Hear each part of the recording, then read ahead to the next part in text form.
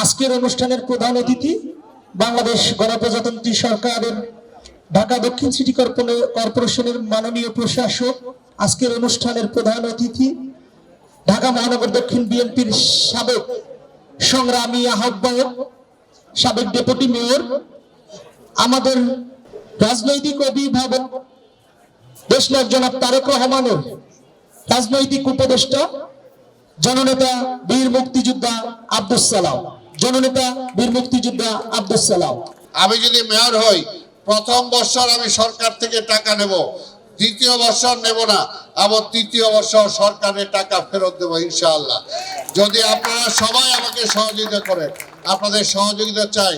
আপনাদের সহযোগিতা পেলেই এই পুরনো ঢাকার যে ঐতিহ্য আছে, পুরানো ঢাকার মানুষের একটা ঐতিহ্য আছে। এখানে নবাব আছে, এখানে জমিদার যারা ছিলেন, মাতব্বর যারা ছিলেন, বিভিন্নভাবে প্রধান যারা ছিলেন, আমরা ওই সিস্টেম, হামিদকে বলবো ওই সিস্টেম ফিরে আনতে হবে। এইখানে পঞ্চায়েত ব্যবস্থাকে আরো কঠিন করতে হবে, যাতে শুধুমাত্র পুলিশের উপর আমাদের নির্ভর করতে না হয়। পঞ্চায়েত ব্যবস্থাটা ভালো করতে পারলে আমাদের বিচার টিচার আর ওই কোর্টেও যাওয়া লাগবে না, পুলিশের কাছেও যাওয়া লাগবে না। শুধু হামিদ ভাইকে বলবেন, সে পঞ্চায়েতগুলোতে সেভাবে ব্যবস্থা করে দেবে। প্রতিদিনের ময়লা, এটা আমি সিটি কর্পোরেশনও বলে দিছি, প্রতিদিনের ময়লা প্রতিদিন সিটি কর্পোরেশন পরিষ্কার করবে। যদি কোনোটা না নেয়, আপনার হামিদ সাহেবকে জানাবেন, সে আমাদের জানাইলে ব্যবস্থা নেওয়া হবে। কর্মচারীর বেতন নেবে, কাজ করতে হবে। কাজের ফাঁকি দিলে ওই অফিসার থাকতে পারবে না। পরিষ্কার বলে দিয়েছি আমি যে পরিষ্কার যা আছে, আপনার লাইট জ্বলে না, কোথাও লাইট জ্বলতে হবে। যদি লাইট না জ্বলে, যারা দায়িত্বে আছে তারা পানিশমেন্ট পাবে। কাজেই রাস্তা পরিষ্কার হইতে হবে। আর রাস্তা পরিষ্কারের ব্যাপারে, পরিষ্কারটা একবারই করা যায়, দিনে তো 3-4 বার করা যায়, এটা আপনারা বুঝেন। কাজে সেই ব্যাপারে আপনাদেরকে সহযোগিতা করতে হবে। দিনের একটা নির্দিষ্ট সময় ময়লাটা বাইরে ফেলবেন, সেখান থেকে তারা নিয়ে যাবে। আর এটা যাতে আরো সুন্দর করা যায়, সেটার জন্য আমরা চেষ্টা করব। লোকালি যে সমস্ত পঞ্চায়েত হবে, লোকালি আমাদের ওয়ার্ড কমিটিগুলো আছে বিএনপির, তারা সেভাবে কাজ করবে। আমাদের অঙ্গ সংগঠনগুলো আছে, সবাই সহযোগিতা করবে যাতে এলাকাটাকে সুন্দর করা যায়, বসবাস করা যায়। নিজে আমি একটা মানুষ, আমার কাপড়টা আছে, আমি যদি এটা ধুয়ে পরি তাহলে তো পরিষ্কার। ঠিক তেমনি ওই এলাকাটাও পরিষ্কার রাখতে হবে। আমার দোকানের সামনের জায়গাটা আমাকে পরিষ্কার রাখতে হবে, আমার বাড়ির সামনেরটা আমাকে পরিষ্কার রাখতে হবে। আমি যদি তাকায় থাকি সিটি কর্পোরেশন দিকে, তাহলে কিন্তু সেটা হবে না। তাই আমি আর বক্তব্য দীর্ঘায়িত না করে আজকে এখানে আমাকে আমন্ত্রণ জানানোর জন্য আপনাদের সংসদ সদস্যকে আমি ধন্যবাদ জানাই। আপনাদের এলাকার সাবেক কমিশনার খোকর সাহেবকে ধন্যবাদ জানাই। এই ওয়ার্ডের আজকে সভার সভাপতি রবিন, তাকেও আমি ধন্যবাদ জানাই।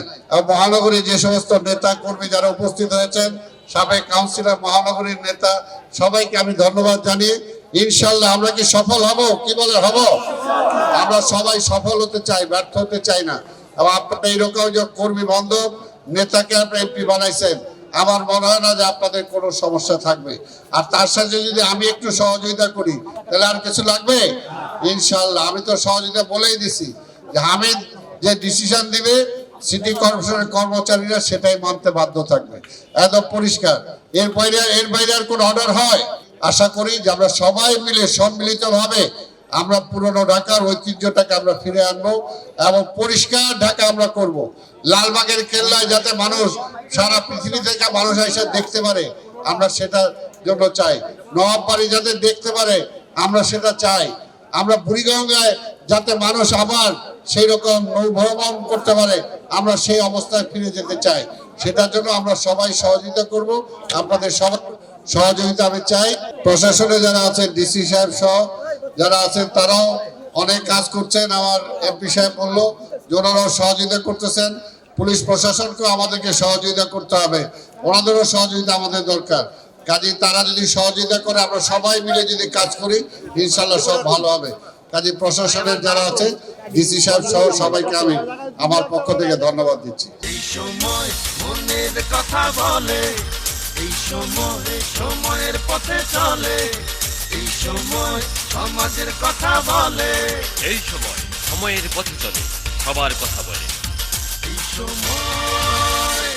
এই সময়